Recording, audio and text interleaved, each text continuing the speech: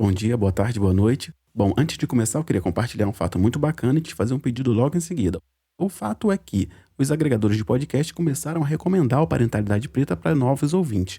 Isso tem acontecido porque muita gente tem avaliado e ouvido Parentalidade Preta. Então o pedido é o seguinte: avalie e ouça o Parentalidade Preta aí no seu agregador. Aí, enquanto você escuta, não deixa de dar uma nota 5 estrelas ou qualquer outra coisa que faça com que ele seja bem avaliado na plataforma. Isso faz com que as ferramentas que eu compartilho aqui cheguem a mais pessoas e a gente consiga falar de criação racializada com muito mais propriedade. Bom, o pedido era esse, a gente vai para o nosso episódio. O que acontece quando uma mente brilhante desafia as narrativas já estabelecidas? Como um gênio senegalês se torna um farol na escuridão da distorção histórica e do obscurantismo? Prepare-se para descobrir os segredos por trás do apagamento histórico africano antigo. Em comemoração ao centenário de Cheikh Anta Diop, a gente vai desvendar as camadas profundas da sua vida, desafiando as noções convencionais e provocando reflexões sobre a identidade, história e o legado africanos. Aqui você vai romper a barreira do senso comum e explorar o extraordinário. Aperte o cinto, porque essa jornada promete questionar, inspirar e te surpreender. Esse é Diop, Estrelas Negras no Céu do Egito, um especial do Parenta, aqui no podcast Parentalidade Preta. Parte 7, Filosofias.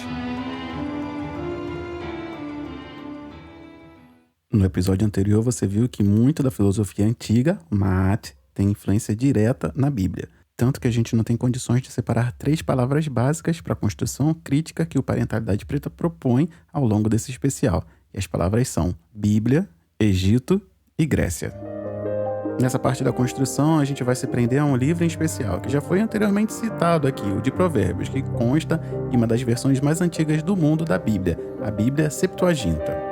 A Septuaginta é uma tradução grega do Antigo Testamento, realizada principalmente em Alexandria, no Egito, durante o século III a.C. O nome Septuaginta deriva do termo latino que significa 70, que é uma referência à lenda de que 70 ou 72 estudiosos judeus foram responsáveis por sua tradução.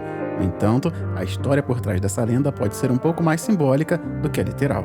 A necessidade da Septuaginta surgiu devido à presença de uma comunidade judaica significativa em Alexandria, cujos membros falavam predominantemente o grego. Além disso, a diáspora judaica pelo mundo greco-romano fez com que o hebraico deixasse de ser amplamente compreendido, tornando essencial uma versão do Antigo Testamento para essas comunidades. A Septuaginta não é apenas uma tradução direta do hebraico para o grego, mas ela também inclui interpretações e modificações em relação ao texto original. Além disso, a Septuaginta contém livros apócrifos que não são encontrados na Bíblia hebraica, mas que foram considerados sagrados por algumas tradições cristãs. Essa versão grega do Antigo Testamento teve um papel significativo na formação do cristianismo primitivo. Muitas citações do Antigo Testamento encontradas no Novo Testamento estão em conformidade com a Septuaginta, indicando a sua influência na compreensão e na interpretação das Escrituras pelos primeiros cristãos. A Septuaginta também foi utilizada pela comunidade judaica na diáspora grega. O que eu quero destacar com esse preâmbulo é dizer que o grego está para o Egito assim como o grego está para o Egito. E a filosofia grega bebe diretamente de toda a construção filosófica que vem construída no Egito Antigo. A gente está fazendo um link de Maat para Provérbios e trazendo para a Bíblia Septuaginta, que foi a base bíblica de toda a construção judaico-cristã que você encontra no mundo até hoje. Só que para falar dessa influência, a gente vai precisar voltar um pouco no tempo agora.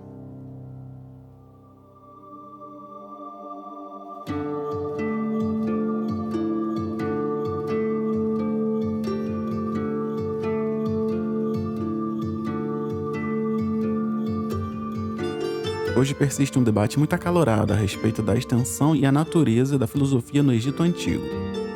O interesse dos filósofos gregos antigos na terra dos faraós como um reservatório de sabedoria e filosofia é evidente em relatos históricos. Isócrates, no seu trabalho Busíris, enaltece os egípcios como um povo saudável e longevo, atribuindo a eles a introdução do treinamento filosófico para a alma. Segundo Isócrates, escritores gregos buscavam conhecimento no Egito e Pitágoras de Samos, em particular, é destacado como aquele que trouxe toda a filosofia para os gregos, indicando uma ascendência da sabedoria egípcia. Platão, em seus diálogos, reforça a contribuição egípcia ao conhecimento, afirmando que o Tote egípcio não apenas inventou os números e a aritmética, mas também as letras, elementos fundamentais para o seu desenvolvimento intelectual. No diálogo entre Sócrates e Solon, em Timeu, a sabedoria dos antigos egípcios é exaltada com a sugestão de que os gregos são nada mais do que crianças em comparação aos antigos egípcios, pois os gregos carecem de crenças antigas e de uma ciência tão ancestral quanto a tradição egípcia. Aristóteles, por sua vez, corrobora com a ideia de que o Egito é a terra primordial da sabedoria, declarando que, embora sejam considerados a nação mais antiga, os egípcios sempre possuíram leis e um sistema político sólido. Apesar de divergências contemporâneas quanto à interpretação das fontes, a influência da filosofia egípcia nas correntes de pensamento gregas permanece uma área de estudo fascinante e sujeita a constante revisão pelos estudiosos. E aproveitando esses questionamentos, eu não posso te deixar esquecer que a gente está em um interlúdio dentro da apresentação do professor Sheikh Anta Diop. A gente abriu umas janelas aqui porque eu precisava te trazer para dentro desse conhecimento, desse questionamento. Não se esqueçam onde nós estamos. Em algum momento a gente vai voltar para lá. Os filósofos gregos não aprendiam apenas uma faculdade específica, mas muitos deles exploravam uma ampla gama de disciplinas e áreas de conhecimento. Na Grécia Antiga, a filosofia não era uma disciplina separada, como é hoje, mas sim uma busca abrangente pelo conhecimento e a compreensão do mundo. Os filósofos gregos eram muitas vezes pensadores polivalentes, envolvendo-se em diversas áreas como a ética, a metafísica, a epistemologia, a política, a ciência, a matemática, a retórica e até mesmo a poesia. Tales de Mileto foi um filósofo, matemático e astrônomo grego pré-socrático que veio antes de Sócrates, que viveu por volta do século 6 a.C., e ele é considerado como um dos 7 sábios da Grécia Antiga. Tales muitas vezes foi considerado o primeiro filósofo ocidental e um dos fundadores da escola jônica de pensamento. Durante a sua estadia no Egito, Tales entrou em contato com os conhecimentos científicos, especialmente as áreas da astronomia e geometria, que já estavam bastante avançadas na civilização egípcia. Os sacerdotes egípcios, guardiões do conhecimento científico, compartilharam com Tales informações sobre a teoria dos eclipses, do Sol e da Lua e muitas outras coisas. Essas interações com a cultura e a ciência egípcias teve um impacto significativo no pensamento de Tales. Ele não apenas adquiriu conhecimentos práticos, como calcular a altura de pirâmides e medir as distâncias dos navios no mar, mas também buscou a ordem e a lógica dessas informações, aprendendo assim a geometria. A sua contribuição mais conhecida é a proposição de que a água é a substância fundamental de todas as coisas na natureza. Além disso, Tales foi o pioneiro na aplicação de métodos matemáticos e a compreensão de fenômenos naturais, como a previsão dos eclipses solares. Fica óbvio que o conhecimento apresentado por Tales foi adquirido no Egito e apresentado por ele para a sociedade, que o leu a partir de Tales, apagando assim a história e a contribuição egípcia dentro dessa construção. Precisa sempre ser renovada. Mais de um século depois, apareceria um retórico, educador e orador ativo na Atenas do século IV a.C. Isócrates não estava envolvido nas especulações filosóficas e metafísicas que caracterizavam as escolas pré-socráticas. Faziam parte do compêndio de estudos que viriam a formar os pensadores que são da época de Sócrates, por exemplo. Acontece que Isócrates conhecia o Egito e o tanto que ele contribuía para a formação do Estado grego. Em uma das suas famosas citações, ele destaca, abre aspas, todos os homens concordam que os egípcios são os mais saudáveis e têm a vida mais longa entre os homens. Então, para a alma, eles introduziram o treinamento da filosofia.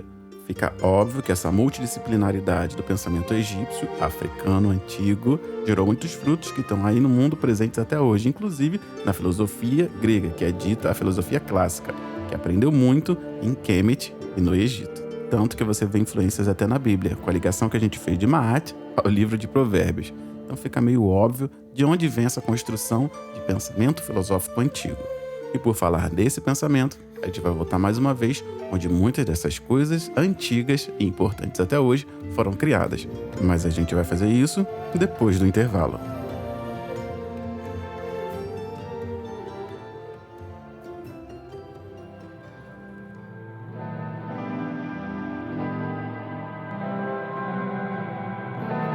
Como você bem sabe, nessa altura do episódio eu vim aqui falar da nossa campanha de financiamento coletivo que eu cadastrei lá no Apoia-se. É ela que mantém o Parentalidade Preta funcionando, fazendo com que a gente consiga entregar o conteúdo na qualidade e na periodicidade que você tanto gosta. E desde o último episódio a gente recebeu aqui para essa campanha o Rafael Moreira, o André Luiz Mendes Arruda Campos, o Bruno Aurélio Soares Gomes, o Marcos Serra, o Rodrigo Gonçalves da Silva, o Eduardo Lisboa e a Renata Ramos de Oliveira. Essas pessoas acreditaram no Parentalidade Preta e investiram um valor de 2 bebidas ali no mês para fazer com que a gente mantenha essa construção. Então eu queria agradecer aqui pessoalmente a essas pessoas que passaram a acreditar nessa iniciativa e fazer com que a gente consiga caminhar cada vez mais longe. Não obstante, eu queria te convidar para conhecer a nossa campanha que eu cadastrei lá no apoia.se/parenta. O link está na descrição desse episódio, você já sabe, eu falo isso aqui em todos os episódios. Mas eu queria muito que você desse uma olhada na nossa campanha e visse se a partir desse mês, a partir desse ano, você conseguia ajudar a gente a fazer com que isso aqui se exponenciasse cada vez mais. Saiba que a construção do Parentalidade Preta é comunitária e é isso que mantém ele independente, fazendo com que a gente não precise criar linhas editoriais para atender a demandas de agências ou criar coisas para que conversem com marcas para que no final das contas eu coloque uma propaganda aqui para você. Por isso, a gente mantém essa campanha para fazer com que a manutenção desse universo permaneça sempre independente, que é a palavra mais importante para essa construção. Se durante esse mês você economizar 2 bebidas, já vai ter o valor necessário para apoiar a gente e fazer com que a gente chegue mais longe sem impactar no seu orçamento. Está falando de uma economia muito tranquila e um investimento muito bacana na formação de novos paradigmas para que a gente possa ter ferramentas para potencializar a gente e as nossas crias. Pense nessa proporção, economizar 2 bebidas por mês, quaisquer que sejam os valores, e impulsionar o Parentalidade Preta para que a gente continue produzindo, chegando cada vez mais longe e impactando mais pessoas como a gente impacta você. E isso tudo de maneira independente. Então até o final desse episódio, dá um pulo lá no apoia.se/parenta, o link está na descrição, e veja como que você pode ajudar, conhece a nossa campanha de financiamento coletivo, veja tudo que está escrito lá, tudo que o Parentalidade Preta já faz e as coisas que ele pode fazer quando você passar a apoiar a gente. A comunidade tem uma meta que é muito tranquila em relação aos grandes números da internet. Nós esperamos ter 500 apoiadores até o final de 2024. A gente está chegando lá, estamos com 58 agora. Então, a partir desse momento, eu queria te convidar para fazer isso junto com a gente. Vamos lá? E agora a gente volta para a segunda parte do nosso especial de Diop, Estrelas Negras no Céu do Egito. Se você ainda acredita que toda a filosofia é grega, nessa altura do campeonato eu vou trazer um último exemplo prático, real e comprovado. A gente vai voltar juntos no tempo para falar de Imhotep, o primeiro médico, filósofo e arquiteto da história.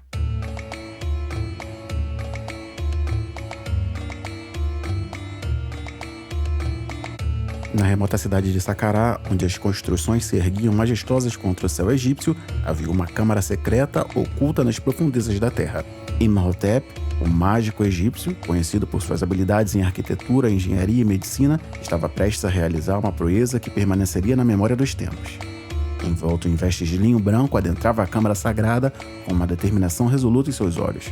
As paredes estavam adornadas com hieróglifos que contavam as histórias dos faraós e deuses, mas ali, no centro, repousava um pedestal de pedra antiga, guardando um artefato misterioso. Aquela era uma relíquia ancestral de poder inimaginável que havia sido descoberta por Imhotep durante as suas expedições secretas. Dizia-se que concederia ao seu detentor uma visão além do tempo e a capacidade de influenciar o destino de um reino. Com grande cuidado, Imhotep começou o ritual ancestral, recitando as palavras sagradas e desenhando símbolos no ar com gestos precisos. Uma aura de energia mágica envolveu a câmara enquanto o artefato começava a pulsar com uma luz dourada. Imhotep, com os olhos fechados, mergulhou na sabedoria antiga, conectando-se com os segredos do universo. No auge do ritual, uma visão extraordinária se desdobrou diante de Imhotep. Ele viu o passado, o presente e o futuro entrelaçados como fios de uma tapeçaria cósmica. Conheceu os segredos escondidos das pirâmides, compreendeu os mistérios da medicina e vislumbrou o destino da civilização quemética. Com a mente iluminada, Imhotep emergiu da câmara sagrada, carregando consigo o conhecimento de séculos. Ele se tornara o guardião dos segredos do universo e depositário de uma sabedoria além da compreensão humana. A notícia da sua proeza espalhou-se por todo o Egito e Imhotep foi reverenciado como um ser divino entre os mortais.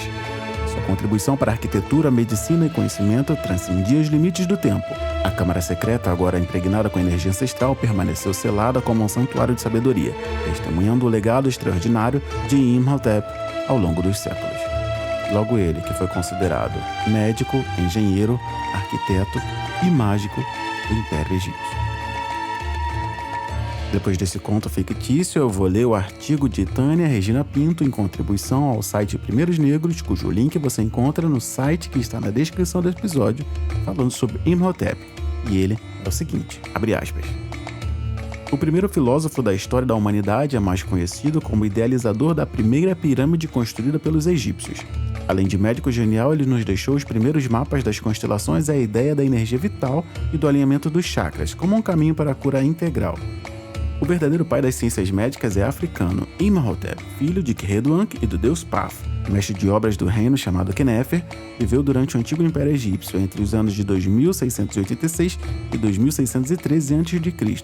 Seus pais deveriam ser membros da aristocracia, como indica o seu título de nobre hereditário. Provavelmente Imhotep foi educado por um escriba a partir dos 12 anos e teria começado sua carreira ainda jovem, ao aprender seu ofício com o pai nas oficinas de Mênfis. Ele deve ter ingressado na vida sacerdotal, sendo que a função de sumo sacerdote de Heliópolis só podia ser ocupada após uma extensa educação nas artes da ciência. O significado do seu nome, Imhotep, é aquele que vem em paz. Imhotep morreu 2.500 anos antes do nascimento de Hipócrates, que é conhecido na atualidade como o pai da medicina. Aproximadamente 100 anos após a sua morte, Imhotep foi considerado um semideus médico. Em aproximadamente 525 anos da Era Comum, cerca de 2.000 anos após a sua morte, ele foi elevado à categoria dos deuses. Patrono dos médicos no Egito, endeusado na época e invocado nas operações, Imhotep foi reconhecido pelos egípcios do Novo Império como o deus dos medicamentos. Seu templo pode ser considerado o primeiro hospital da humanidade. No Egito, existia a biblioteca faraônica Imhotep, que armazenava todos os seus tratados de medicina e cirurgia. Atribui-se a ele os primeiros tratados médicos escritos. Ele diagnosticou e tratou mais de 200 doenças. 15 doenças do abdômen, 11 da bexiga, 10 do reto, 29 dos olhos e 18 da pele, cabelo, unhas e língua. Ele também tratou da tuberculose, cálculos biliares, apendicites, gota, artrites, fez algumas outras cirurgias. Também era de seu conhecimento a posição e a função dos órgãos vitais do corpo humano, bem como a circulação sanguínea. Na história egípcia, a era Imhotep é considerada como de grande sabedoria. O primeiro grande herói nacional do Egito era tido em alta consideração como médico e sábio, a ponto de 23 séculos depois da sua morte, ele ser deificado como deus tutelar da medicina. Os gregos, por sua vez, deram-lhe o nome de Imhotep e identificaram como Asclépio, filho de Apolo, o Esculápio dos romanos, deus da ciência e da medicina, e também como Hermes Trismegistros, que quer dizer 3 vezes grande, que também é um nome que circula aí pelos ocultismos se você se interessa pelo assunto. Em seu artigo, Tânia também fala sobre as considerações em relação à energia vital. O caduceu, que hoje é usado como símbolo da sociedade médica, era sua vara de poder. Com ela, ele media a quantidade de energia vital que o ser humano processa no seu interior. Assim, conseguia saber qual dos centros energéticos, ou chakras, utilizar para captar e processar a energia vital e como identificar onde existia desequilíbrio celular eletromagnético. Imhotep curava elevando a frequência vibratória da aura ou o campo eletromagnético da pessoa. Isso restabeleceu o equilíbrio dos chakras, permitindo que voltassem a fornecer a energia vital necessária aos órgãos afetados, a verdadeira causa das doenças. O caduceno possui 2 serpentes entrelaçadas que se cruzam sobre os 7 chakras, os centros nervosos sobre a coluna vertebral que captam e distribuem a energia. As serpentes simbolizam as 2 polaridades da carga elétrica e os movimentos opostos que ocorrem no universo dual. Em seu centro há uma coluna formada por pares de partículas com cargas opostas que se neutralizam e equilibram, a única maneira de chegar à iluminação. Imhotep misturava a magia e a medicina. Suas fórmulas e remédios estavam cheios de rezas e encantamentos. Para ele, a medicina não curaria sem que se recebesse o poder através da energia da palavra. Tânia ainda resgata alguns princípios universais. Seus textos e ensinamentos passaram secretamente de geração em geração durante milênios. São a base do conhecimento gnóstico, templário, Illuminati, Rosa Cruz e maçom. Os gregos os chamavam de princípios herméticos. Entre os diversos textos deixados por Imhotep, um deles, o Kybalion, fala sobre os 7 princípios fundamentais do universo. Nesse texto, ele afirma que o universo existe na mente de Deus e que cada homem é único com o seu pensamento e com a capacidade de pensar individualmente e que a realidade é um grande sistema onde todas as coisas têm consciência e estão interligadas. Imhotep afirmou que a terceira lei do universo é que, abre aspas, tudo vibra, tudo se move, nada está inerte e tudo está em movimento. É a frequência de vibração das partículas constitutivas da matéria que determina os diversos estados da realidade.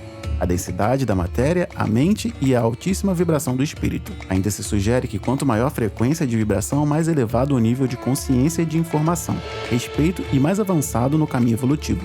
Tudo vibra, desde a mais baixa matéria até o espírito puro. Imhotep, junto de Amenemop, são os únicos egípcios mortais que alcançaram os status de deuses. Apesar da sua genialidade na área médica, Imhotep ficou mais conhecido como o idealizador da primeira pirâmide construída pelos egípcios, a de Saqqara. Sua história, no entanto, traz muitas outras competências. Desde muito cedo, ele se dedicou aos ideais da nação até tornar-se primeiro-ministro e conselheiro do faraó Djoser, administrador, teólogo, escritor e também mágico. Imhotep foi tido como o primeiro filósofo da história da humanidade. Analisou conceitos fundamentais como o espaço, o tempo, o volume, a natureza, as doenças, a existência de Deus e a imortalidade. Astrônomo e astrólogo, criou o primeiro registro sistemático da abóbada celeste, deixando-nos os primeiros mapas das constelações. Demonstrou seu conhecimento nos equinócios ao usar as mudanças de era para determinar as etapas da revelação do desenvolvimento espiritual da civilização egípcia. Fecha aspas. E eu vou registrar novamente que esse é o texto da Tânia Regina Pinto no site primeirosnegros.com, falando sobre Imhotep. E se você quiser cometer o sacrilégio de tirar a afrocentricidade dessa construção e pesquisar um pouco mais sobre Hermes Trismegisto, eu vou deixar como sugestão para que você ouça a música Hermes Trismegisto e sua Celeste Tábua de Esmeralda, de Jorge Ben, em um dos seus discos mais misteriosos, chamado A Tábua de Esmeralda. Recomendo inclusive que você pesquise a história desse disco.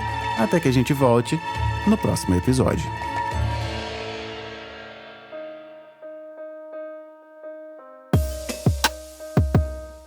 Eu sou Diego, pai de Benjamin, Aurora e esposo de Tatiane, e esse foi mais um episódio do especial Diop, Estrelas Negras no Céu do Egito.